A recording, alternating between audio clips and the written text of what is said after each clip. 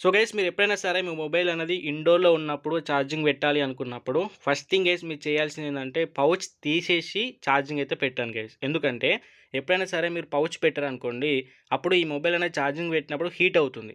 So heat అయినప్పుడు ఏందంటే ఈ పౌచ్ ఉన్నప్పుడు హీట్ అనేది బయటికి వెళ్ళదు.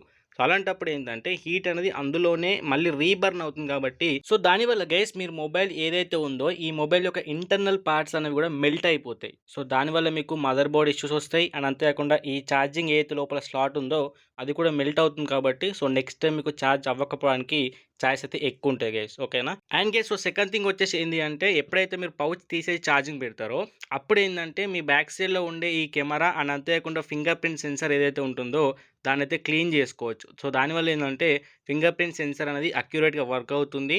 అండ్ కెమెరా క్లీన్ చేసుకోవడం వల్ల నెక్స్ట్ టైం ఫోటో గాని, వీడియో షూట్ చేసుకున్నప్పుడు ఎటువంటి బ్లర్ అండ్ అంతేకాకుండా షేకింగ్ ఎఫెక్ట్ రాకుండా మీకు క్లియర్ ఫుటేజ్ అనేది వస్తుంది గైస్. ఓకేనా?